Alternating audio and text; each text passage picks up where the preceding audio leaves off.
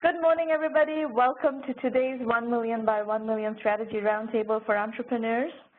1 Million by 1 Million, as you know, is the first and only global virtual incubator accelerator in the world. Its mission is to help 1 million entrepreneurs reach $1 million and beyond in annual revenue and beyond, and build $1 trillion of global GDP, 10 million jobs. It's an audacious goal, and the only way we are going to succeed is if you succeed. So the only reason we are here is to help you along in your entrepreneurial journey.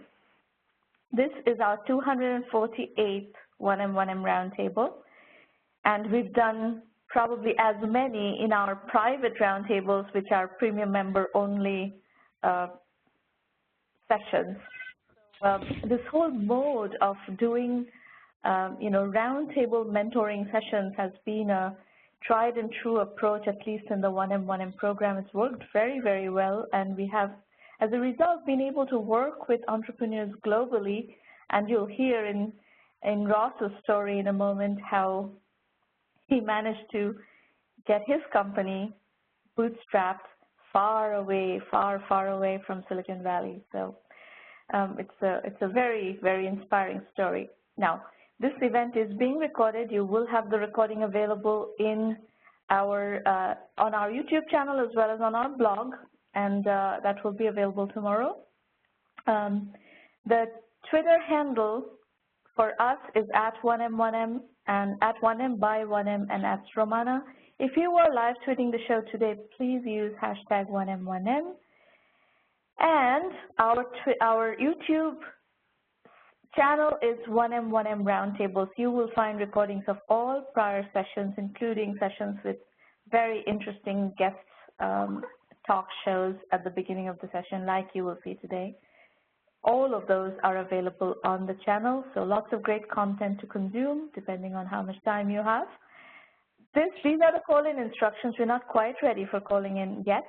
We will be, and once we are ready, we will put this back up, and you will be able to call in to ask your questions or discuss whatever it is that you want to discuss.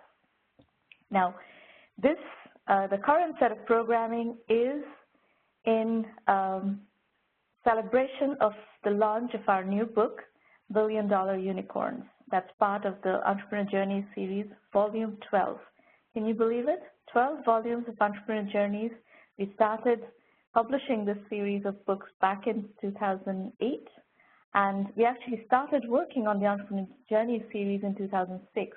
Today, over 600 entrepreneurs have been part of the series and have come on the forum and shared their case studies, their journeys, and told us, shared with our audience what they have learned in their journeys, what they advise you as people coming after in the cycle, what they have learned, what you can learn from their journeys, and it has really enriched the community greatly. So $1 Billion Unicorns is the 12th volume in this series, and you will find 17 case studies of entrepreneurs who've built billion-dollar valuation companies. And as a continuation of that process, we are also hosting in these forums, in the roundtables, entrepreneurs who have already either built billion-dollar of worth of valuation or in the process of building billion-dollar valuation companies. And we're exploring what strategies and what of the traits they have followed so far and what have they learned. So it's my great pleasure to introduce you to Ross Mason, founder of MuleSoft, and today Ross is the VP of Product Strategy. We are going to learn from Ross what he has learned in building the MuleSoft so far. I was going back in my notes, Ross, and the first time we actually covered MuleSoft was back in 2008, I think. Obviously it's been a fantastic journey since. So welcome to the show, and I think we should kick off with saying that it looks very likely that MuleSoft is going to hit the elusive $1 billion market cap number.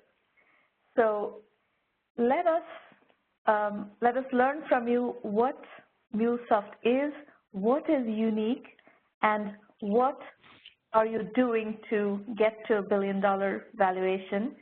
And folks, one thing that I want to underscore is a lot of the secret of a $1 billion market cap company lies in the idea that an entrepreneur chooses to pursue and how that idea is positioned. So positioning is one of the key tricks of the $1 billion market cap company trade.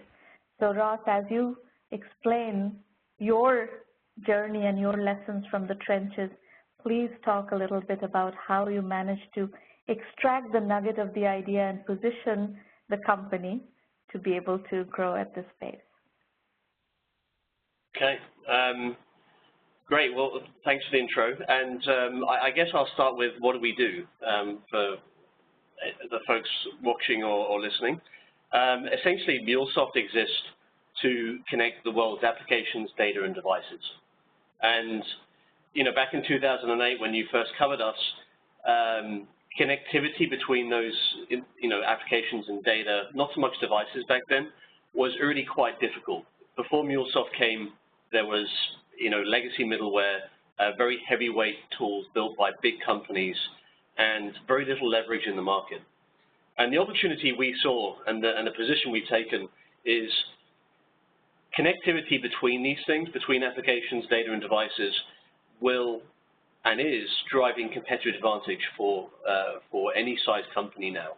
If you just think about where you get the value inside an organization, it's no longer in the applications themselves. If you think about it, everyone from a 5-person company to a 50,000 person company has the same CRM with Salesforce. They have the same ERP systems. They have all the systems are the same now because cloud is sort of leveling the competitive landscape of applications. So where you're going to drive competitive advantage is how well and how quickly and how agile you are at bringing new digital products to market. To bring those digital products, you need to be able to connect the data and systems behind those products to make it all work. The quicker you can do that, the faster you can bring value to market. So the way we think about ourselves is really helping enterprises get leverage by connecting their assets, their data, their functionality, their secret sauce, if you like, with their audiences. And that's through mobile applications, it's through employee portals, it's through partner portals. But unlocking that data and delivering it to those consumers is extremely important. And to that end, that's what we focus on. So we took the notion of integration, which was very much a back office endeavor, which was very heavy, very hard to do, not very productized, and we brought it all the way through to the front, to the systems of engagement, where you really drive value in the business. And our value proposition is we do that end-to-end, all the way from the back to the front, on-premise, in the cloud, on devices. No matter where you need to connect, we'll connect you and make sure that data is moving and flowing the way you need it to. So you started in 2006, right, if I recall? That's correct, yes. So in 2006, can you look back on a particular aha moment when this all kind of seemed like this is the place where you need to build a company? What happened? What triggered that aha moment? Yeah, actually, there was 2 big aha moments. The first one was actually in 2003, and I was working in investment banking, connecting big systems inside banks, basically. And it wasn't not so much a aha moment as a very painful set of moments that you realize it's really, really difficult to connect systems together with the tools we had at the time. So the genesis for Mule itself was to create a developer set of tools, which ended up being a platform for helping developers connect applications together more easily, with less friction, without all the complexities that you had with the other products. So, our tagline back then was, built by developers for developers, because the software of the day really didn't feel like it was built to help developers get their job done. I think it was built to do great demos and win over the CIO. So, that was the first time. Why do it? Was because there's so much pain. It's so difficult, and nobody really solved it as you know, as a way of productizing connectivity between applications. And to give you some actually how big this problem is, so there's $510 billion spent on connecting applications and maintaining connections between applications every year in enterprises.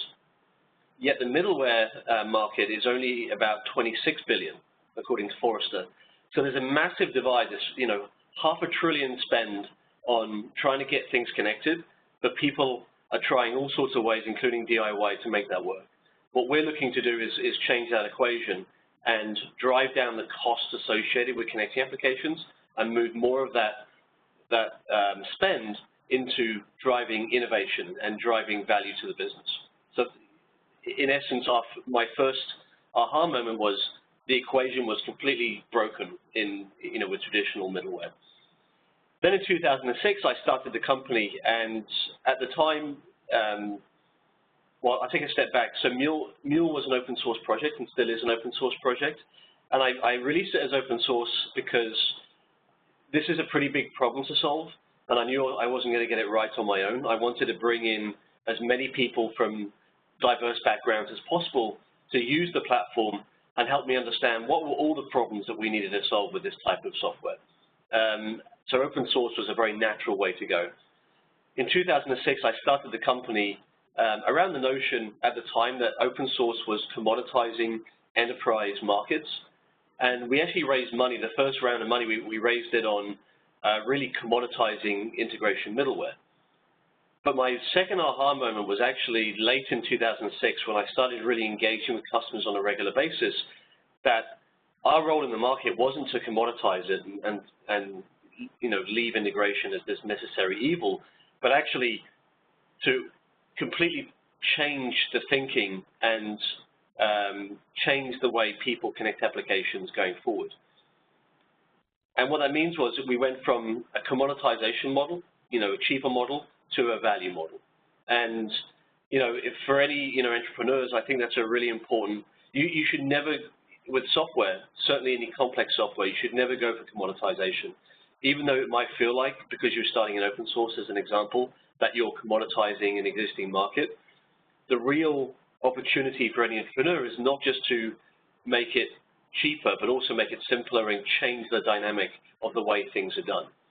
And the nice thing about open source, it gives you an opportunity to market globally without a global, you know, market sales force, right? So it allowed us to get a large reach in a matter of 3 or 4 years without really having a big company around the software itself. So we sold our idea way before we sold software. That's a very cool position to be in because of your open source strategy right up front.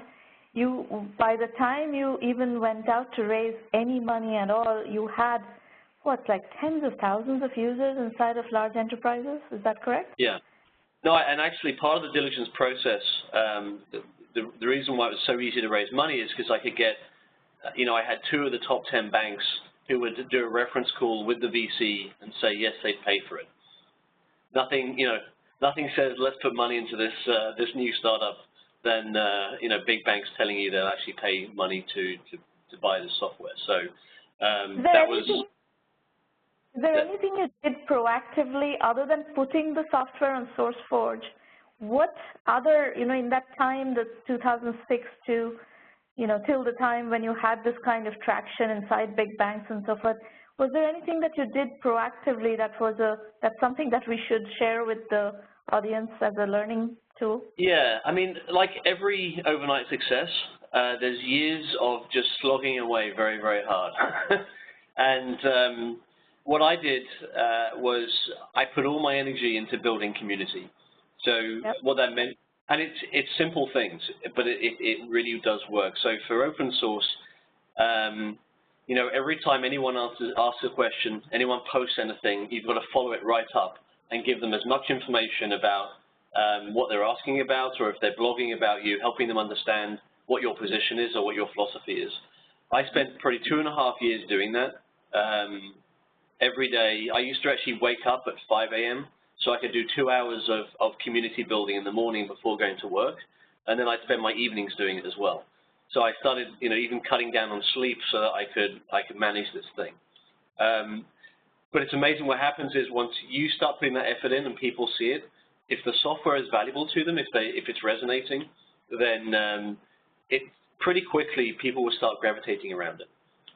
So yeah, there's no secret sauce other than build something people can use and want, and to do that you need to listen to what the feedback you're getting, and that's not always easy for developers who've created software that might not be directly aligned with what the market needs. And then it's just investing time and time and time into building up a community, really getting the word out. Yeah, just slog it out. It's hard work, but it's actually engaging and fun. If you look at it as a learning exercise, I think it's the best way to keep yourself engaged with it. So, you raised money. You were actually based out of London and Malta when you were doing the open source project, and then you chose to raise money in San Francisco from 1Mby1M. So anything that you want to share of that process of raising money in Silicon Valley without being here? Yeah. We have a lot of entrepreneurs everywhere in the world who want to hear about this. Yeah. I'll say, back then when I was raising money, there wasn't many options, and really Silicon Valley was way ahead of most other, or every area in terms of taking, a guy with a big idea, but, only a few proof points, and actually putting some serious money into that idea and seeing if it works. Most other financial climates are far more risk-averse there. So I tried raising money in the UK. At the time, it was too difficult. Now it'd be a lot easier, I think. I did talk to some VCs on the East Coast, thinking that was a midway point, 5-hour flight or 6-hour flight. But again, there was a lot of risk aversion there. And really, Silicon Valley was where we had a number of term sheets, and they all seemed to get it. And what they were betting in, they were betting on early proof points, good software, and hopefully a founder that at least was very enthusiastic about what this could be. And to folks who are around the world, I think the choices for funding now are much greater. You have accelerators, you have incubators, you have lots of entrepreneurs setting up these groups. My only caution there is, before jumping into any one of those, do back references for them, because there's a lot of them spinning up. Not everyone knows exactly what they're doing there. There's a lot of great reputable ones like Y Combinator and SV Angels and the Angel platform. But there's lots of other ones spinning up. So there's many more options. But I think my advice as an entrepreneur is, when you are looking for money, you should also be doing the background checks on the people that you're working with, right? Because there's so many different vehicles now. It's not just VC capital and seed rounds. There's all sorts of other vehicles. Just go in with a little bit of caution. It is your idea, and you do have a say in how it should be developed. So, but yeah, one more thing I'll say on that: the challenge of being in Malta, where I was living, and having a company in San Francisco meant that I commuted back and forth about 40 times over 3 years. And then one day I was flying back from San Francisco to Malta, and a volcano in Iceland erupted, and our plane had to be turned back. I remember that. Yeah, and as we turned back, I thought to myself, I really shouldn't be in the air as much as I am. And I decided at that point that it's probably now time to move the family over to San Francisco and live here and run things from here. Yeah, crazy amounts of commute is a very unproductive way to live. And if that commute is airline commute, that's a even more unproductive ways to live. What I was going to point out, Ross, is that, nowadays, yes, there's so many other hubs that have developed, startup hubs, Berlin, London. There's several hubs in India that have developed. Singapore has developed a bit of a hub. There are a few in China, etc. Even Latin America has some amount of startup hub behavior happening. So in that validation stage, you can actually do elsewhere. Getting customers to prove that you have value and that they're willing to pay for it. It's happening. It's actually doable elsewhere, and doable a lot more easily than it used to be doable in the past. However, we are seeing a trend, and whether you like this trend or not is really immaterial. This is a trend. This is a fact that when it comes to actually scaling companies, people are still kind of seeking to move to Silicon Valley, looking for Silicon Valley capital, looking to tap into the experience management in Silicon Valley. And that's just a fact right now, because the level of sophistication, the level of maturity of those other markets or those emerging hubs, startup hubs, so to speak, have not really come up to speed quite yet. Yeah. So switching topics, there's one really core strategic element in your business, which is the commercial open source business model as it has come to be known, where you give out a lot of software for free and then you monetize either through a premium product and or through support and training. That is your core business model. And freemium, even though it causes a lot of heartburn elsewhere in the ecosystem, in commercial open source, freemium actually is a very good way to monetize. And you have successfully monetized using that model. Could you share some tricks of the trade, nuances of making a successful freemium strategy scale? Yeah, and it's as you say, it is a challenge, and there's a tightrope you have to walk between value to the community and monetizing the product. And I think the first thing I'd say there is, because a lot of people ask me this, they sort of have software and they ask me, should I open source it and do a freemium model?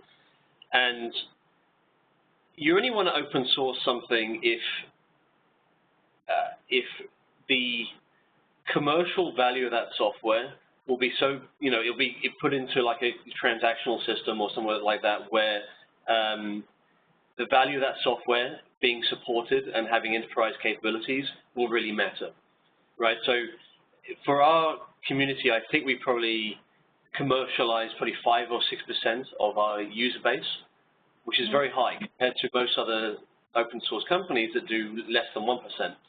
But the reason it works for us is because we tend to sit between all the transactional systems, and we're very critical to information flow inside the enterprise.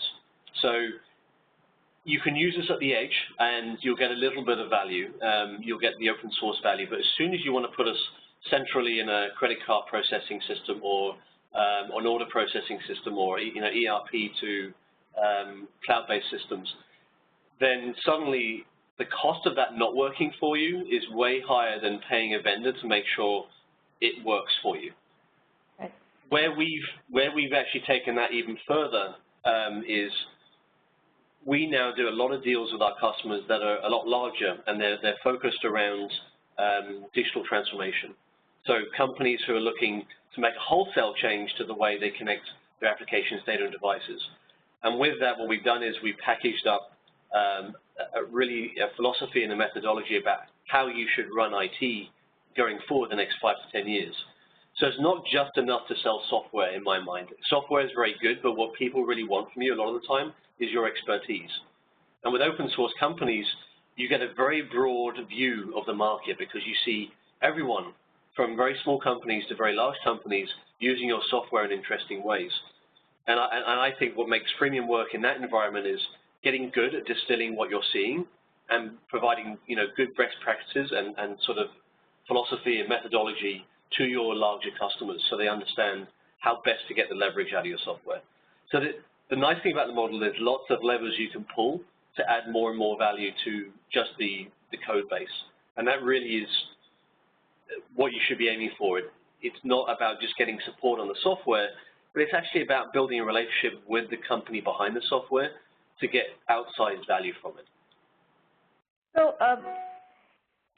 obviously you have given up the CEO position in the company and are now VP of Product Strategy, so you're a product guy. So I want to double click down on what you said from a product strategy point of view, because, you know, as far as what I see, the real core decisions in a freemium product is how you design what is free and what is premium. And that is that is something we see people struggling with continuously. How do you create something that people really do want to pay for? And yes, 5 to 6% conversion from free to premium is a very, very high conversion rate. You're looking at 0.5%, 1% conversion rates as an industry. In the best cases, actually, not not even average. There are a lot of others that don't convert at all at those rates. But here you've been able to get to the absolute top end of the conversion rate. So did I hear you right when I heard you that you provide all sorts of integration, you facilitate all sorts of integrations, but when it comes to mission critical stuff where maybe order taking is involved, financial transactions are involved, that is where you have positioned the premium product? Yeah, so the way we've sort of separated anything that allows people to get successful quickly on the platform, so tooling, visual UIs, and capabilities such as connectors, such as templates, our template library, we release all that as open source. That allows people to evaluate the software very quickly and get successful quickly and see the value of the software itself. A lot of those people then will use those capabilities in non-mission critical systems to start with. And in that environment, you don't need to have support, you don't need to have the enterprise capabilities. But as soon as you need enterprise security, or you need high availability, or you need governance and control, or you need monitoring, which is typically in mission critical systems, that's where we charge. And it works for our audience because not everything is mission critical. And for that reason, they can adopt and do the first couple of projects without ever talking to us. But they learn to love the product and they want to get more out of it. And then we have a very good enablement program to help people understand how to leverage all the other capabilities they haven't used yet. But for us, it works because there is this notion of non-mission critical and mission critical use cases for our platform. We have a question from the audience from Denise Terry, who's asking, how do you scale your solution to small businesses and startups who can use your APIs and solutions? Is there a self-service SMB SaaS pricing model that doesn't require a sales call or custom implementation? Yeah, so we have cloud to the rescue here. We have what's called an integration platform as a service, which is a cloud-based offering of our our core platform software. We've invested very heavily there because what we're finding is enterprises need this type of capability as they move more to the cloud. But it also means with that type of platform, we can give much lower price points for people to run integrations in the cloud. And that's really where we've fueled the smaller integration partners and their customers to drive integrations that the price point start at sort of $150 a month or something. It's pretty low. What we do there is we provide enablement, we provide free training, so we like people to get successful, so we give them all the things they need to be successful, but we don't invest a lot of man hours nurturing that. You're a bit more on your own, but it means that it's accessible and people can use it. You've also got the open source aspect as well. So if you want to run things inside your own data center, you want to run it yourself on a different cloud platform, then you also still have the core runtime, which is open source as well. So we have a lot of pickup from folks who are doing their own projects and would probably never engage with us. We actually have quite a lot of SMB customers who start with us who couldn't normally afford an enterprise product, but can pretty quickly get an enterprise-grade platform, but as a cloud offering. And then we have the enterprise guys, which are more complicated. And I think another part of her question is the sales process on your end. Do you maintain a sales and support, telephone sales and support infrastructure to service these small customers? How do you service them? We do. So we have a support tier that usually is quite popular with that group, which is a silver tier. Our enterprise customers never go with silver. They always go with gold or platinum. But the silver tier is more palatable. It's cheaper. It's also, the turnaround time is 2 days response time for support tickets.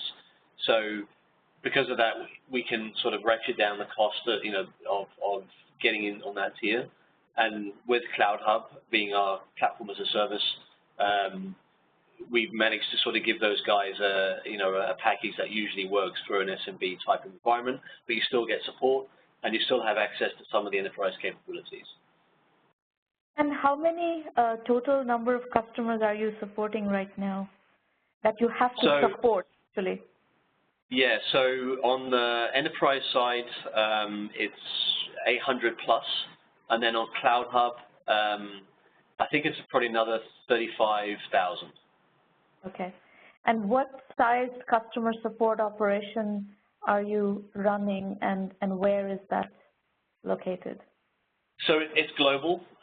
So we have customer support in San Francisco, in London, in Buenos Aires, and in Sydney, Australia. We do that mostly because customers certainly platinum customers, like to have support close to them, and we like to give them a turnaround time of under 1 hour. So for that reason, we have people, rather than people on pager systems being woken up at night, we just have teams that coordinate amongst themselves.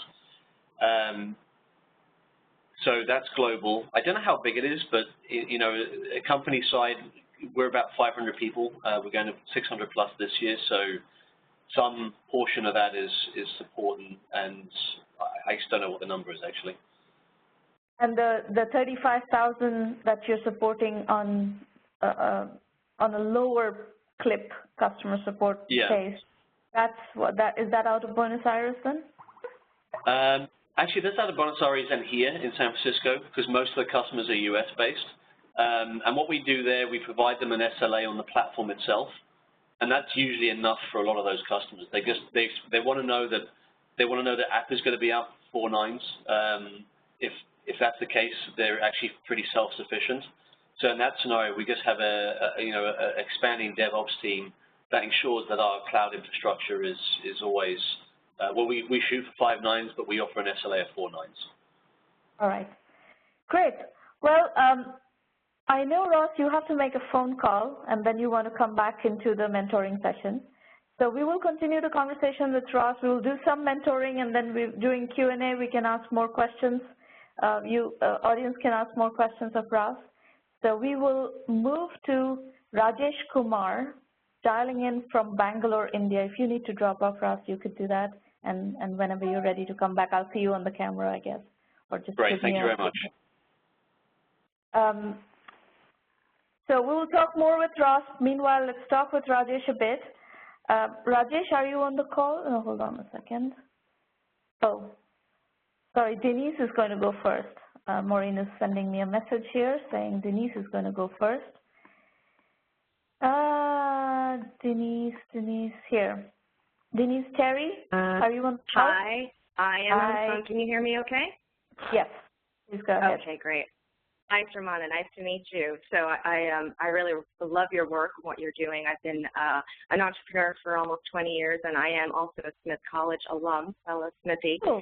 So so I will just go ahead and dive into my presentation. So I am Denise Terry. I'm co-founder and CEO of EmbraceHer Health. We are a digital reproductive health company providing solutions to women and their families, and we are founded by doctors, primarily obstetricians and gynecologists. So we really mobilize reproductive health for women all over the world, our vision is to bring, clinical expertise, care, support, education, and tools to every woman of reproductive age around the world who has a smartphone in her pocket. So I co-founded the company with my former obstetrician. I'm a mother of twins. I've known Dr. Jan Ridfors for over 10 years, and I'll go into a little bit about my background and how I got into the company in a little bit. But let's move on to why we exist. So we are solving a lot. Where are you based? We are based in San Francisco. Our headquarters are in San Francisco. My co-founder has a very busy Silicon Valley clinical practice here in Redwood City. And he also teaches obstetrics at Stanford Medical School. He's a professor of OB at Stanford. So we were founded in the heart of Silicon Valley. I've been in Silicon Valley for about 15 years now. So the reason we have founded our company is because as clinicians, my colleague is a clinician, he spent over 30 years in the women's health field, helping women conceive their babies, supporting them through pregnancy and after birth, and then really taking care of the entire female reproductive health cycle, which as women, as we know, the female body is quite complex. Our bodies change every year, every decade. There's some new issues that we're dealing with, a lot of unknowns as we progress from stage to stage, especially in the mothering years. There is no user manual for how to go about these health challenges. And so as women, we're left with a lot of questions. And our annual visits really don't do the job in properly informing us about things that we can be doing proactively to manage our reproductive health, things that we shouldn't be doing in order to preserve our fertility, for example, and prepare for the mothering years. And so we as clinicians feel that there's a lot of things that are not being addressed by our current healthcare system, primarily giving women the support day to day, week to week, month to month, that we really crave as women that we're not getting from our support network and our physicians. Next slide. So as women, our bodies are, again, very complex, and we deal with a whole host of issues throughout our lifetime, throughout every health stage that men do not really need to worry about and, frankly, don't quite understand. So everything from first menstruation, a majority of women feel a lot of pain, cramps, bloating, PMS. These are things that we talk about with our own clinicians, our own doctors, our gynecologists, and perhaps our friends, our other female friends. But these aren't issues that we commonly talk about with our partners, our spouses, just the general public. These issues are really kind of kept under the rug, if you will. And these are all women's issues. So everything from birth control to unplanned pregnancy, family planning, all of the, things like miscarriage. 1 out of every 5 women experiences a miscarriage at some point in her life. Infertility is a huge problem. As we know now, women, especially career-oriented women like ourselves, are delaying marriage and motherhood for, our career, so 30s and 40s. Those are not the optimal years to have a child. As we know, the biological clock stops for no career. And so issues like fertility preservation, should I freeze my eggs in my 20s because I may want to be a mother one day and I may not find, the guy or the gal and, do it on the timeline that my body is craving for. So all of these issues as women we deal with. Conception, pregnancy is a huge challenging unknown time for women. Labor and childbirth also, potentially very challenging and somewhat painful and scary events that we as women fear and don't really understand. And then if you fast forward to after we have our babies, there's a whole host of issues that we deal with as women, and going back to work, having postpartum blues, having to breastfeed our babies, things like that. But again, the medical system does not adequately address our needs and support us. There's a whole host of cancer issues that we as women are uniquely dealing with: breast cancer, ovarian cancer, cervical and uterine cancer. And then when you fast forward to, the later years, dealing with things like menopause and hormonal changes, hot flashes, things like that. And then overall, if you look at the entire life cycle of being a woman, from the time of, first menstruation, young womanhood, all the way through to our later years, you know, we're dealing with sexual health all the time. You know, we spend most of our lives as women trying not to get pregnant, and a very small slice of our lives worrying that we cannot. And so we as physicians really want to help support women in the way that they want to be supported day to day, week to week, month over month, not just when there are problems, but helping proactively. So next slide.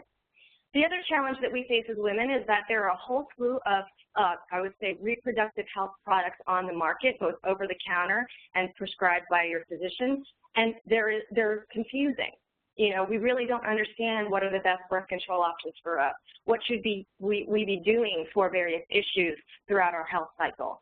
There's also no integration. If you look at the, you know, the onslaught of digital health solutions and wearables, you know, on the market now, you know, the consumerization of health IT is being driven by women. However, if you look at all of the solutions out there, everything from Fitbits to wiping scales to blood pressure monitors and so forth, they're all nice and good and they're all pink, so, you know, marketing to women, but they don't talk to each other. These are siloed point solutions where the data that I get out of my weight scale does not talk to my blood pressure cuff, does not talk to my activity tracker, and doesn't, you know, correlate my heartbeat. So, you know, we as women need the full picture, and that data is meaningless to us unless there is clinical insight and that guides us to behavior change, right? Otherwise, it's just data on our phones. So next slide. So we lean on our obstetricians for all of this information. Our obstetricians are gynecologists. So OBGYNs, right? The OBGYNs are the doctors that are trained to support women's reproductive health throughout the life cycle. But one thing that is rarely known in circles outside of healthcare is that OBGYN care is in major crisis mode in this country. There is a severe OB-GYN doctor shortage happening right now. More OBGYNs are retiring than there are medical residents graduating from OB-GYN. So that means there's going to be a shortage of physicians that can deliver babies, that can perform C-sections, which are now 30% of all women giving birth deliver via cesarean birth, which is the #2 surgery performed across the U.S. total. As OBs, you know, they face high malpractice costs and a lot of lawsuits. They're also time constrained. Now with ACA and Obamacare, there are more women flooding the system, needing OBGYN care, and fewer physicians delivering that care. So that means, you know, lower quality care, inconsistent quality of care, substandard care, and really, when it boils down to it, a 10-minute annual visit is insufficient to address most women's health needs throughout the year. The other thing is the U.S. maternity system is also in crisis. We have the highest maternity cost per capita of any Western country, and we have the worst outcomes. So that's a big problem. So one of the other things that we do, we're a B2B2C solution. So we provide clinicians through our mobile platform with an instant mobile presence. We provide their patients with free education so they don't need to waste precious visit time educating their own patients. We're also providing them with a source of patient referrals. So you can find an OB-GYN or a midwife or a birth doula in your local area. We also enable telehealth and concierge care. So we know that obstetricians and gynecologists are retiring sooner. They're moving to a concierge model so that they can take care of fewer patients and deliver higher quality care, but they need tools and telehealth tools to do that. We're also reducing the phone call load on the office and on the nurses for commonly asked questions. Next slide. The other thing is, you know, women's health and reproductive health is a huge global market. In the U.S. alone, we have 70 million women of reproductive age, and it's a $50 billion plus market in the U.S.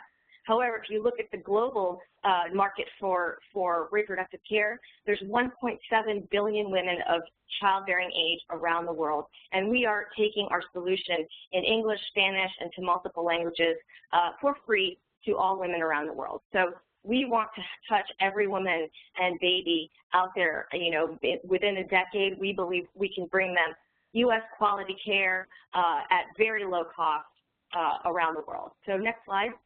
My co-founder, as I mentioned, is a professor of obstetrics at Stanford Medical School. He is also the author of the Red Book, which is basically the clinical handbook that all OBGYN residents in the U.S. use in medical school. So he's the expert. in obstetrics, gynecology, high-risk obstetrics and infertility. He's been delivering thousands of babies for over 30 years, and as I mentioned, he was my obstetrician for my twins. So I trust him with my life, and we make great partners because he brings clinical experience into our company, whereas I bring, almost 20 years of mobile, consumer, and SaaS experience on the technical side. Next slide. So we're providing women and their families with a lifetime of reproductive education and virtual care. So we bridge the gap between what women get from their own physicians and what they really crave as women, needing support, needing a village of, specialty providers to help us through each of these very specific stages of health. So if you take a look at the timeline here, going from early, sexual health, ovulation as young women, all the way through the mothering years, so dealing with fertility and IVF, being pregnant, having maternity support throughout the pregnancy, and then early infant care and pediatrics. Again, children do not come with a manual. We as women are dealing not only with recovering our postpartum bodies, having to breastfeed our babies, but also caring for a newborn and a new human that comes with no instruction manual. And then lastly, in the menopause, perimenopause, sexual health years, there's a lot of questions and unaddressed issues there. So taking a look at our offering, this is really what the product entails. We have a mobile education, sort of doctor in your pocket mobile app solution across all of these verticals, delivered directly to consumers through their physician. So physician channel is our largest single channel right now. We also do direct to consumer through social media and the app stores. So we provide frequently asked questions, topics, advice, all written by clinicians and doctors. We provide freemium health classes, premium telehealth support 24/7. You can message a doctor within 5 minutes, you get an answer. In addition, we're providing, doctor support and community. So think of us as a virtual women's health club, a reproductive health club where you can connect with other women in the same stage of life with the same questions health-wise and provide each other support. We're providing an annual subscription between $60 to $120, essentially support as a service. We're geo-targeted, so we connect women in their local area to other users, other women, and other providers. We also offer an e-commerce solution, so our doctors curate and review all of the various products that we as women would buy for these very specific stages, everything from feminine care, birth control, fertility aids, any devices and wearables that we might want to wear to help us inform our own health. Maternity and baby, there's a whole slew of products there that we curate because women don't know what to buy. Next slide. So our current product, yeah? I can stay on the slide for a moment. Yes. I have questions here. One is, are you, the middle of the slide, the MD Support Plus community, what you're proposing to offer support as a service, that is an operationally complex thing to deliver. Have you thought through how you're going to deliver that service? Yes, we have. So we have actually third-party partners that we've partnered with, one that we're just in the process of announcing. In fact, they are a provider of messaging support from 24/7 clinicians and physicians. So it's not a video consult. It's not a live telehealth video consult like Doctor on Demand, for example, but it is a 24/7 health team that our users can message at their fingertips. So that's one aspect of MD support. The other aspect of MD support is we're building a whole telehealth platform that we can roll out to non-medical doctors. So there's a slide and a couple slides, I'll jump into that, but there's a whole host of service providers that are not clinicians and physicians, but that support women at these various stages. So if you look at maternity alone, there are, thousands of childbirth educators, birth doulas, nurse midwives, infant sleep instructors, sleep experts, a whole, prenatal, postnatal massage therapists, prenatal, postnatal yoga therapists. These are all, when we think about our life stages as women, these are all people, service providers that we lean on to get us through these critical stages of life. And they're not all physicians. They're not all covered by insurance. And these service providers have currently no solution available to them from a telehealth perspective or a digital, service directory perspective to connect themselves to their women audience online, right? Right now, those service providers advertise through the phone book, business cards posted on a bulletin board at your local hospital, maybe a flyer at your doctor's office. They rely heavily on print advertising. Most of these service providers are very unsavvy technically. They don't even know how to run a Google ad campaign. Many of them do not have a website. So we're giving these service providers, hundreds of thousands of them, if you look at the nationwide service provider population, with an instant mobile telepresence solution through our B2B app presence, and then directly connecting them to our user audience, which right now we have over 650,000 women on our platform who have registered with us and who have been through our maternity product. So we are connecting, we're a marketplace essentially. We're connecting these service providers with our users, we're connecting our users with these service providers, and we distribute through a physician channel. Right now we have over 10,000 OBGYN doctors recommending us directly to their pregnant patients. Okay.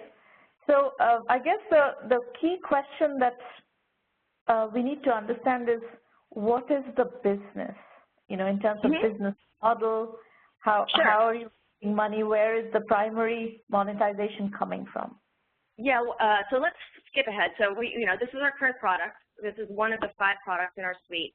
We have, been out for 2 years, great traction, great user engagement. If you skip to the next slide, you just will see some of our user engagement numbers here. Phenomenal user engagement. 35% of monthly active users come back into our product every single day. So providing great utility to this audience. There's great demand. Next slide. You can see our platform and revenue model after this slide. So here is an overview of the product and where we monetize. So we have both direct-to-consumer, direct-to-physician, and partner revenue sources. So I mentioned we're geo-targeted. We provide local advertising. We have email newsletters, and emails that go out directly to our users that are targeted and sponsored by the likes of 1Mby1M, cord blood registry, various prenatal and maternity services, pharma products, things like that. We also have the telehealth component. So as I mentioned, connecting our users and patients directly to a variety of service providers. We take a percentage of every transaction. We also have video education. So as we know, childbirth is very complicated. 90% of all childbearing couples take a childbirth education class. Right now, most of it is delivered live in a hospital setting, in a classroom setting, over the course of 4 to 8 hours. It is not mobilized right now, so we are taking all of the best-in-class content and education that we know users are already demanding and paying for, and putting it online. Can you still go back to my original question, is what is the primary monetization model? Where all these options are great, but where is your primary monetization model? Do you have any visibility into that? Are you monetizing substantially in any of these dimensions right now? Yes, we are. So if you skip ahead to, sorry, I have so many slides. Skip ahead to slide 17. You can skip product. We've got service provided. Sorry, you don't find it. Okay, keep going. That's our team. There. Okay, so we have revenue. We've been around, we've been monetizing for 2 years. We have 6-figure revenues right now, primarily driven through sponsorship and advertising. So we have been self-funded. We self-funded the company for about $500,000. We just took a very small seed round in the summer of last year, and we are funded by customers. So I mentioned a few of our sponsors. There was a sponsor slide a few slides back. We don't have to look at that. But basically, the primary source of revenue so far has been sponsorships and advertising in the 6 figures, and also a very small percentage from in-app upgrades. We were providing premium telehealth support from our small team of doctors for $10 per kind of subscription. We've gotten rid of that. We've now moved to a completely freemium model. Our entire product suite is free, and we're monetizing through sponsorship and advertising. So the more eyeballs we have in our app, the better. We're also rolling out e-commerce this month. So we have affiliate partnerships with a number of e-commerce players, including, Honest Company, Walmart, Babies R Us, all of the places and, things that you would buy for yourself and your baby while you're pregnant. We have e-commerce partnerships with those companies. Diapers.com is one of our biggest, for example. And then we're rolling out subscriptions. So now that we have a suite of products to offer women across the health cycle, maternity has inherent churn. So we are extending now into postpartum and breastfeeding, which is currently underserved, as well as infant and pediatric care. So that subscription model for $60 to $120 a year gives you, telehealth support. It gives you access to premium health education, and then discounts on everything that you would buy, through our store. So we have a mobile store in our applications of products curated by doctors. So this is our investment status. We have bootstrapped again. We raised a small seed in the beginning of August, and now we're raising a $2 million investment to scale across our core product suite. So now we just need to acquire users and acquire, partners and sponsors to monetize across the 4 products. So I'll give you a couple of pieces of feedback that I see that are staring at me as issues if you want to raise venture capital, which is like that's what you're going after. 5 years to $36 million in revenue is not interesting for VCs. So that's one of the things that you have to address. And the second thing I did not see here is a TAM analysis, a bottom-up TAM analysis, which investors would want to see. Both of those are issues as far as financing this project. That's good feedback. I mean, these revenue projections, and I didn't outline that on our slide, these revenue projections are based on U.S. market only. So we are currently in English and Spanish. We're the only obstetric app in English and Spanish written by an obstetrician. We are also in multiple countries now, although we haven't pursued, the Latin market. We have not expanded into Asia, although we are getting users right now from places like China, Indonesia, Singapore, India even. We can tell that from the questions we're getting through our Ask the Docs question feature. So we have a global vision and mission. So we are going to be localizing to Asia. So I think, in terms of addressing the TAM and the revenue figures, I'm thinking I might want to include some global figures here because we're already, monetizing globally. Maybe, but those markets are not known to be great mobile monetization markets for apps necessarily. China, I would beg to differ. China is a huge market for mobile monetization, especially on the e-commerce side. Gaming, not for mobile apps like this. But, it's, you have to do your research and convince investors. You don't have to convince, you have to convince investors. Yeah. But if you look at the numbers of where mobile apps are monetizing, the only kinds of apps that are monetizing there are 3 kinds of apps monetizing as far as mobile are concerned: messaging, gaming, and commerce. Those are the 3 that are actually producing revenues right now as far as mobile. Content apps don't monetize very well. Not yet. Anyway. Okay. So any feedback? I just gave you feedback. So do what you want with it, but that's my feedback. You are going to need to address those concerns as you go out to raise money. Savvy investors should be asking those questions. Sure. But in concept, it's great. I think what you're doing is great. There have been precedents of this concept in other parts of medicine. One of my favorite case studies actually is Modernizing Medicine, that has done, similar things, but more catering to doctors, really helping doctors with reference material. Hippocrates did the same thing. It's catering to doctors and charging subscriptions from doctors. Your model is different, but reference material for doctors is one strategy that has monetized well and has produced significant size companies. So it's something that you want to look at. Okay. Thank you, Denise. We're going to move to Kunal Jain next. Kunal, please unmute your line and tell us what you're working on. Hi, Shramna. Am I audible? Yes, we can hear you. Yeah, hi. First of all, thanks for the opportunity. I really appreciate the work which you are doing. So I represent Analytics Vidya here, and let me just give a brief background how it all started. So before starting Analytics Vidya, I had been a data analyst or a data scientist for about 8 years.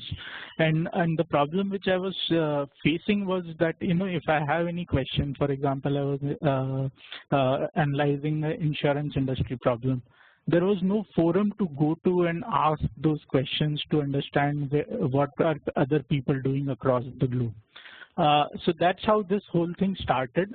What Analytics Vidya stands for, it's actually a community of analytics professionals where people can come and gain knowledge from each other, gain knowledge or gain anything related to analytics as an industry.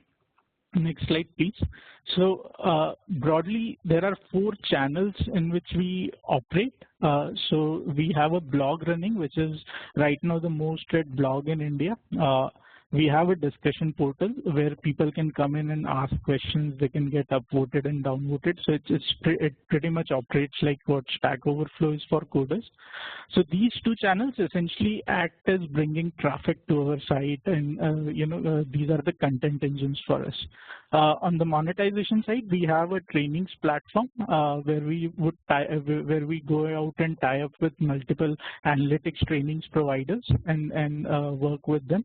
And on the other hand, we have a job portal where analytics professionals can come in and apply for these jobs. While these portals are functional right now, the main advantage would kick in once we have a lot more information about analytics professionals. So we would be able, in a place based on the answers which people have given, able to recommend which area a person is good at, what are his skill sets, what are his strengths, what are his weaknesses. So we'll use those machine learning to match the right trainings and the right jobs in the future. Next slide, please. In terms of what we have done till now, so we started as a blog in early 2013. I went full-time into it last year, and in the last 12 months, our traffic has grown 10x compared to where we were. We see a high user engagement from the people who come to our site. So every article we write gets about 25 to 40 comments. 40% of visitors are returning visitors, and a lot of traffic which we get today is coming from Google organic searches. Next slide, please. Kunal, what level of traffic are we talking? What 10,000 visitors? What are we talking? So last month we were at 100,000 visitors. Okay, 100,000 visitors a month. Now, what is the? If you look at the geographical distribution, is it all mostly India traffic? What kind of traffic is it? So it's right now, so when we started, most of it was from India, primarily because of my network. But as of now, 40% of traffic comes from India. The remaining 60% is outside India. Within that, so 25% out of the 100% pie is from the US. And the remaining is from other countries like UK, Australia, European countries. So you've got international traffic there. Yeah, we have. In terms of customer profiles, so just elaborating on that point a bit further. So there are 2 classes of customers as we see them. One is people who want to actually enter into analytics industry. So what they are looking for is they are looking for guidance, mentorship, or tutorials on the sites. So they don't have specific needs, and they're looking for, how can I enter into the analytics industry? Those are the kind of questions which these people are. So in terms of other needs, apart from these tutorials, they look out for training, they look out for placements or starting into the analytics industry. The second class of customers are these professionals who have spent some time in industry and they have come for specific problem. So they probably search something on Google that I'm struggling with this problem, how do I solve it? So they've come onto site and they are looking for skill upgradation, more advanced skills. And again, the places to engage with them is placements and some other portals like question answers, competitions. So those are the modes of engagement with these people. In terms of current split, the split is about 65% of people are newbies and 30 to 35% are professionals. So it's slightly lopsided towards the newbies right now. Next slide, please. So in terms of revenue streams, so as I said, we partner with various training institutes to win several models, starting from clicks to acquisitions, and work as a partner over there. Over time, we also want to provide exclusive trainings designed by us, where we are more sure about the content and the experiences the users get through these trainings. The job portal, which will monetize through a flat, so it would act as a listing platform similar to what Stack Overflow does today. And there are various other revenues in terms of knowledge products like paid questions or competitions which other companies can host to solve their problems. And advertisement is something which is ongoing, but the reason I've kept it at the last is I don't consider that as a core revenue in the business model. Next slide, please. What kind of revenue are you doing right now, Kunal? So right now we have done about, so I have actually mentioned that in the next slide. Right, so if I look at the current run rate, we are right now averaging $30,000 per annum. But this is the revenue, but the monetization through various training partnerships should go up 3x in the next 4 to 5 months. Okay. In terms of cost, the cost is around $40,000 per annum today. This is mainly people cost and IT infrastructure cost, which we have. We have already done one round of funding through my network. That's about $60,000, and that's what we will use to sustain about next 10 to 12 months. Next slide, please. Couple of questions here. It sounds like you can basically, based on the financials that you have presented here, you can be self-sustaining very quickly. Within the next few months, right. You become self-sustaining. Yeah. So the thing, the conundrum which I face is, so I can be self-sustaining and we can, grow on an organic rate. My fear is that very soon, or if not already, this would become a land grab game, right? So the more people you bring on to community, the more avenues you have to engage them, the better it is. Because in the end state, there can only be 1 or 2 knowledge portals across the globe. So that's why to scale up those operations, to have for example, the training platform which I was discussing, that would need investment. So if we want to continue at current scale, we can become self-sustainable in next 3 to 4 months. But in order to scale up, we'll need fresh round of investments. So the key question again is TAM, total available market, bottom-up TAM, and I don't see anything discussing bottom-up TAM. That's really what drives whether a business is fundable or not. And over and over again, folks, I see people presenting stories which do not, or pitches which do not have anything about what is your bottom-up TAM. Until I see that, I can't even decide whether this is fundable or not, and hence it's hard for me to advise you. So that's something that you need to put in place. What strategy gives you a TAM that is interesting for investors to invest in this project? Okay.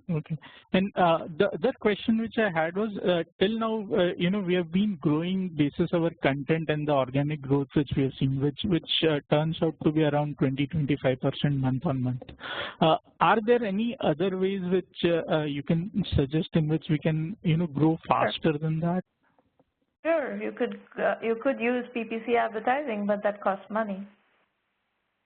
Yeah, that doesn't make sense at the end of the day. Do PPC advertising, you could do email marketing, you could do all kinds of things. There's a whole host of online customer acquisition strategies that if you really want to grow fast, you will need to put in place. But all of those, you know, some of it can be done without money, some of it can be done in kind of guerrilla mode, but a lot of it is going to require investment, and that's where you need to decide whether you want to grow organically or whether you can attract capital. It's right now I haven't seen the analysis which will allow me to make that conclusion, draw that conclusion. But if you want help with figuring out all that strategy, I'll be happy to guide you through that process. That's what we do here in 1M1M. Sure. Okay. And specifically when you say that you haven't seen that analysis, that's say referring to TAM there. Any other piece which you would want to see along with that? Well, see, the minute you start getting into TAM and a bottom-up TAM analysis, there's other questions of what is the strategy, what is the pricing model, what is the business model, long-term business model. There's like a series of strategy questions that are going to kick in, you know, Sure. the minute you start to put all the ducks in order to create an investor pitch. Okay, sure. All right, but you know, there is precedence. You know, I'm sure you have seen. Do you follow the roundtables regularly? Yeah, I've started coming to them more often than I've just started. So I've attended some 4 or 5 conferences till now. Okay.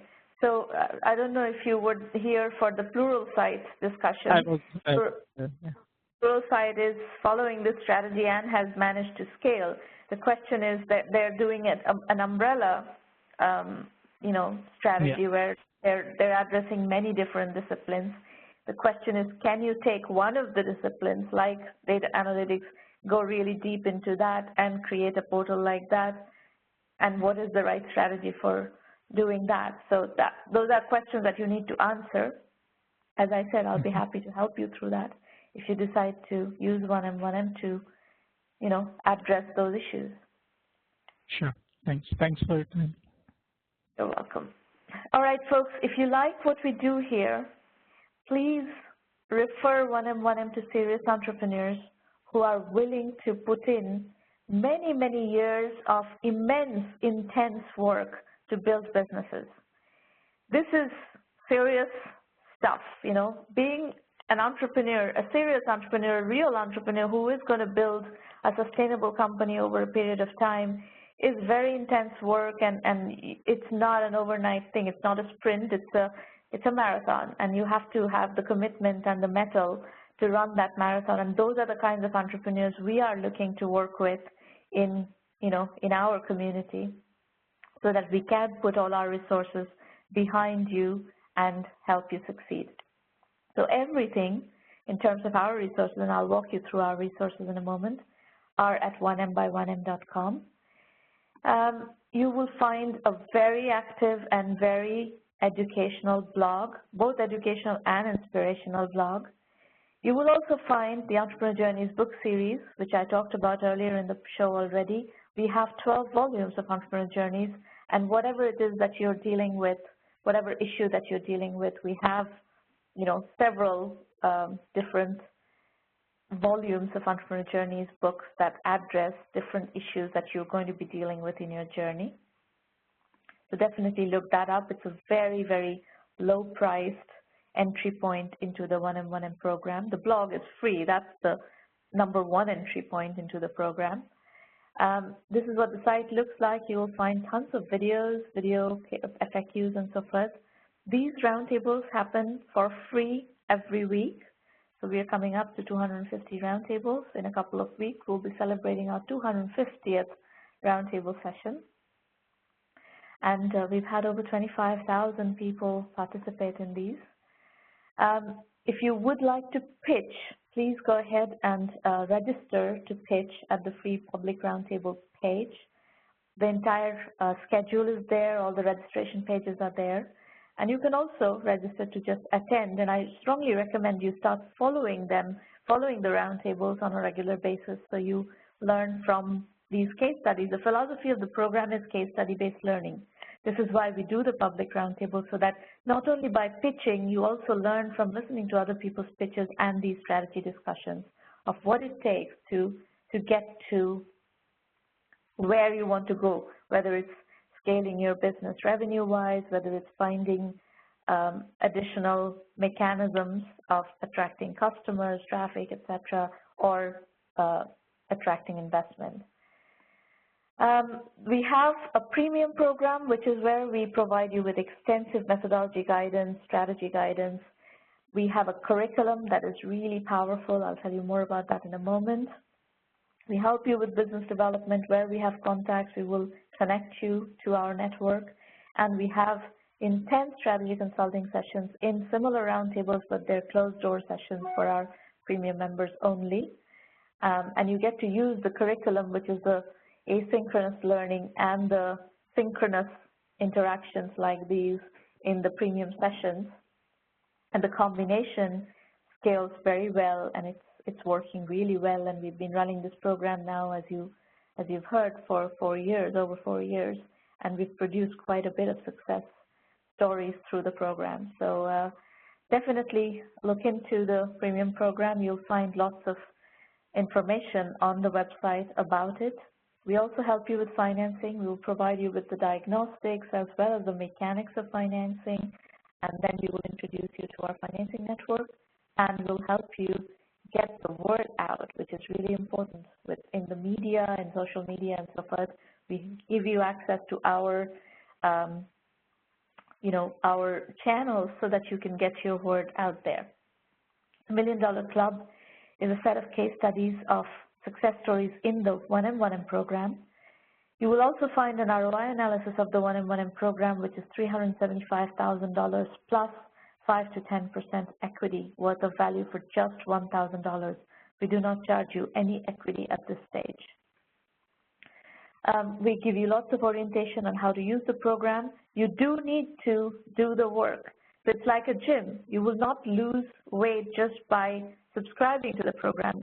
Once you get access to the program, you will need to do all the work and make progress by doing the work. And if you are doing the work, and if you're taking advantage of the interaction points that we offer through the program, you will make huge progress. We can guarantee you that, but you will have to commit to doing that work.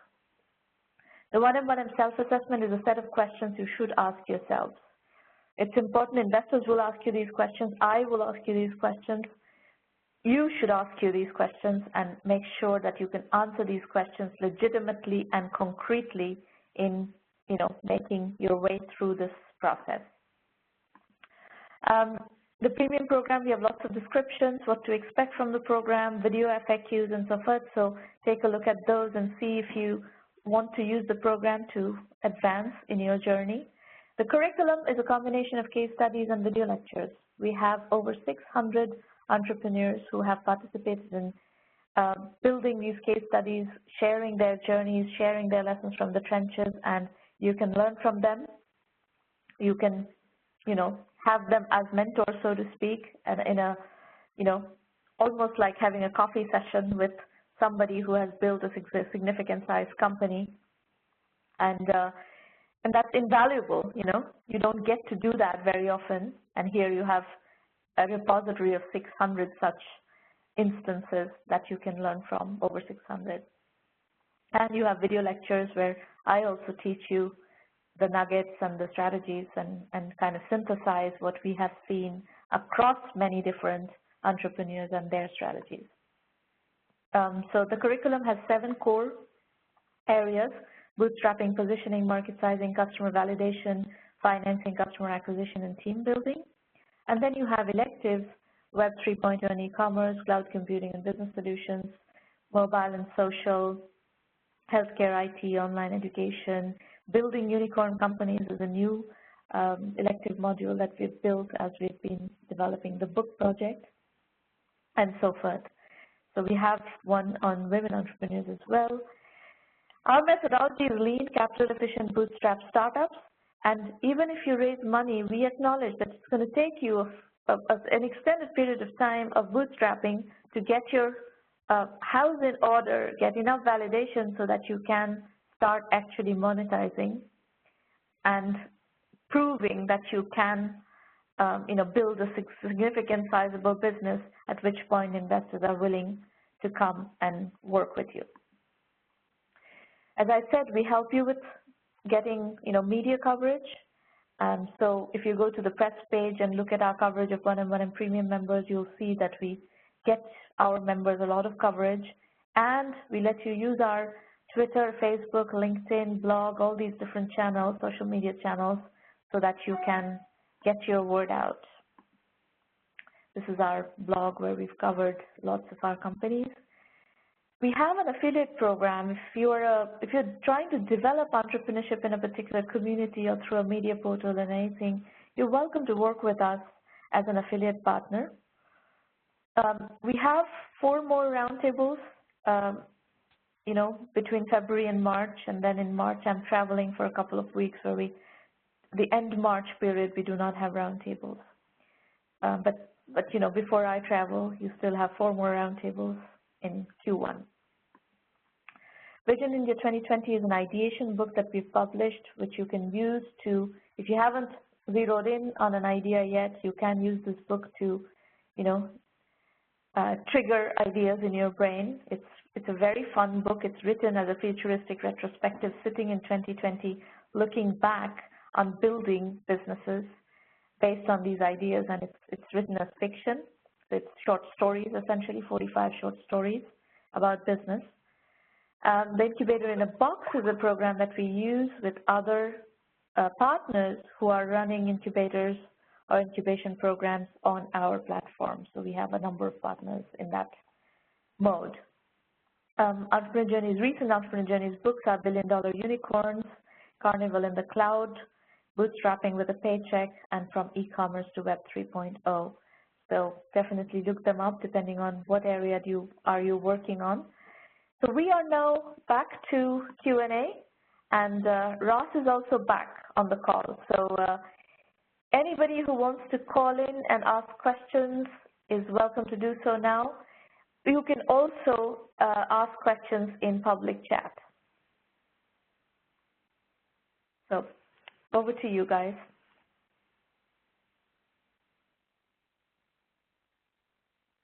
Anybody? Questions, comments?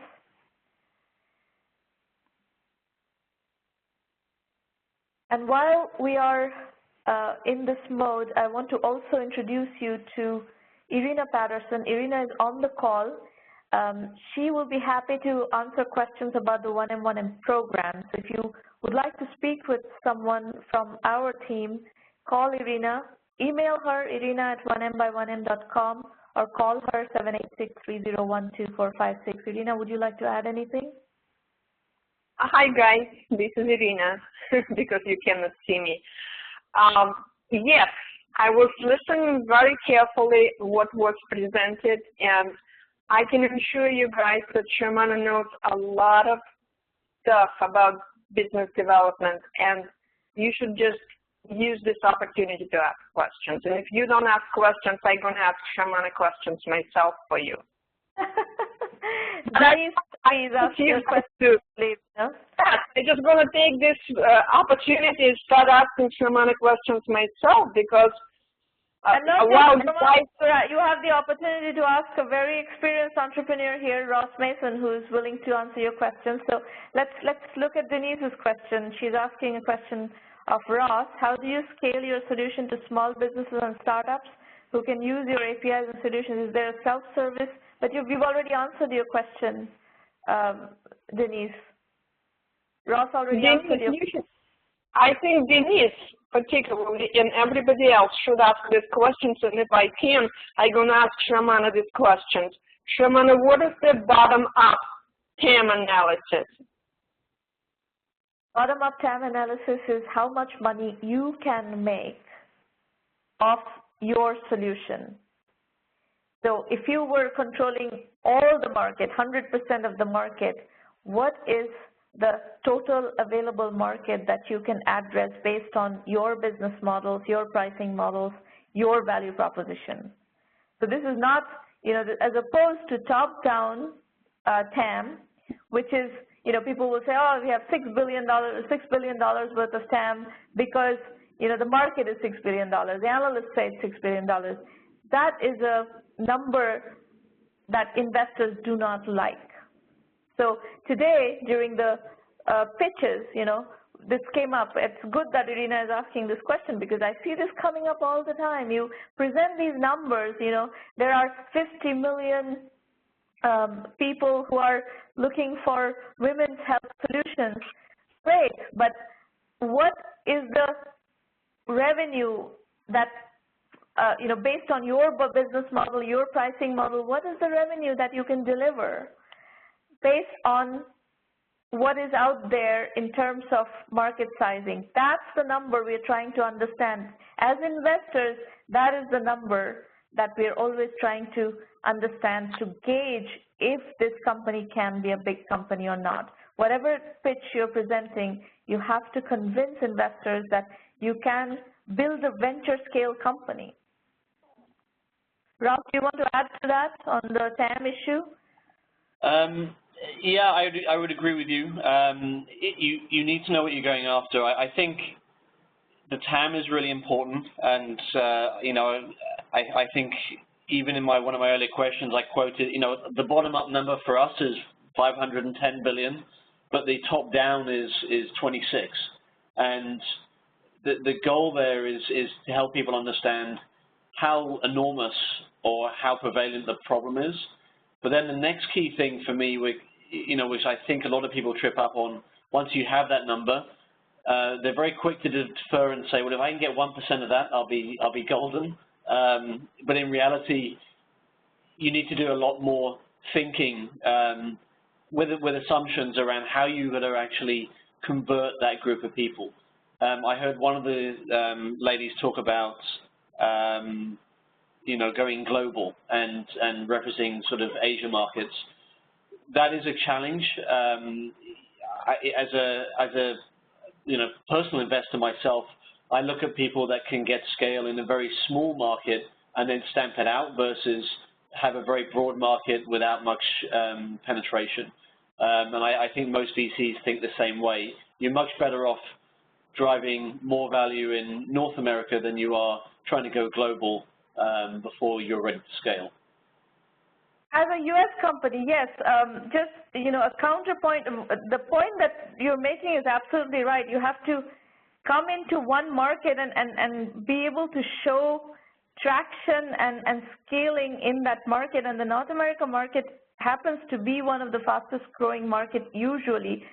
And as Denise pointed out, China is growing well, and that is true, but against certain business models.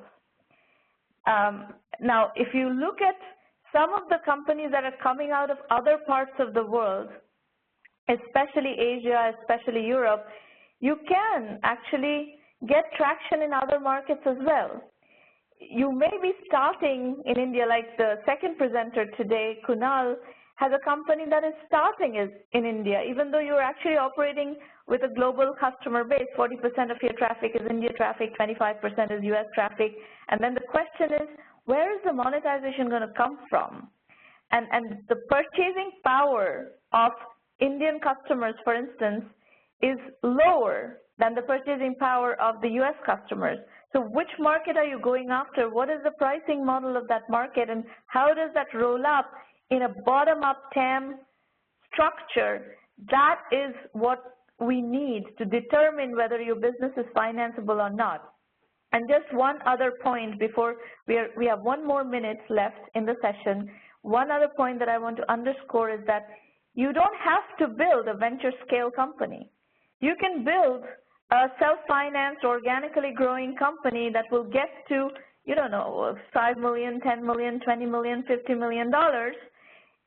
At maybe a linear scale, you're growing 20%, 30% a year, you're throwing out 20, 30% profit. That is also fine.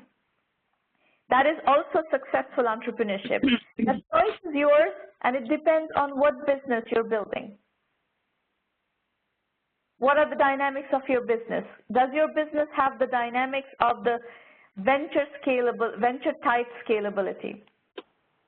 We have another question from the audience. Let me see. Vineet Garg is saying, I wanted to understand that at what stage should one get into the premium program? I'm an idea shortlisting phase wherein I have a couple of broad ideas and I'm trying to figure out which one and what elements of the idea to pick up and execute. In that context, can you suggest whether I should try and validate first, or if I join now, could you please suggest how will the program pan out for me?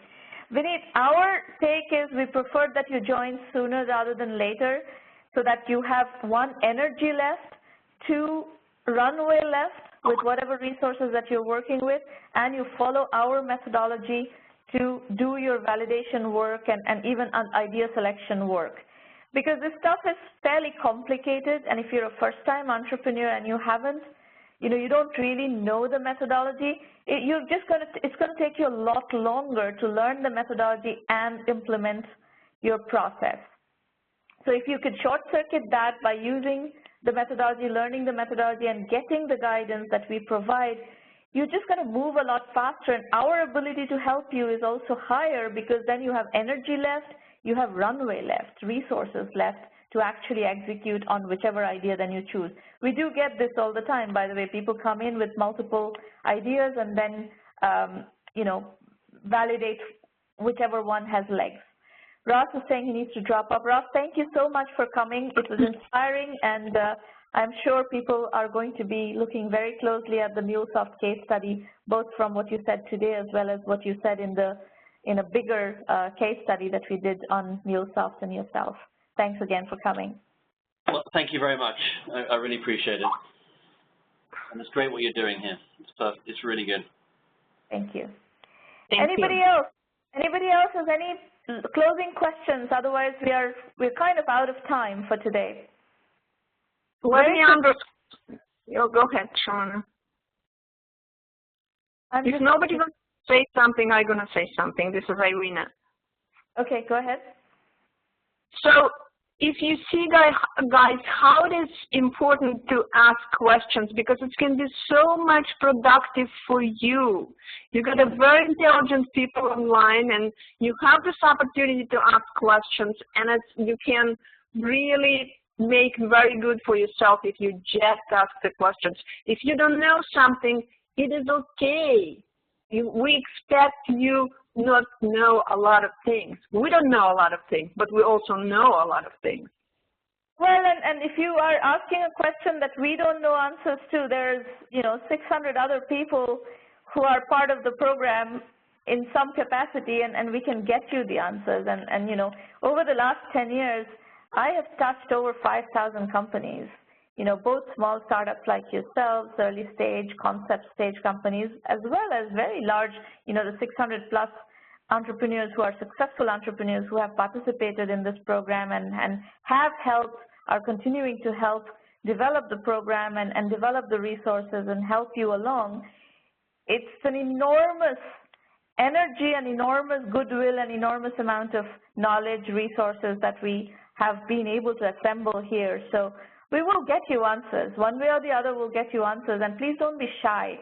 Entrepreneurship is not something that shy people do very well in. If you have a lot of shyness, you have to get past that shyness so that you can ask those questions that you need answered. There are numerous, millions of questions. Even today, all of us, even experienced entrepreneurs are constantly trying to answer new questions, tackle new challenges that we are dealing with, and we have to tap into the collective intelligence of people out there who can help us address these issues.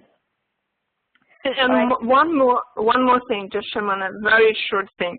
You cannot sit there and develop your idea in your little cubicle or your little home. You have to check on your idea with other people who have broader perspective on the market. That is the critical issue you have to do. Right. You have to get resonance from the external world, and primarily you have to get resonance from customers. That's really the key resonance that you're looking for. All right, folks, so much for today. We will continue next week. Please come back and spread the word around, as we said, and bring your friends and fellow entrepreneurs over, and we will keep supplying you with good programming, good solid programming, and good solid support, resources, education, information, inspiration in every possible way so that you can be successful in your entrepreneurial journey. That is our commitment to you. That is why we're doing 1 million by 1 million. Talk to you later. Bye-bye, everybody. Good luck. Thank you.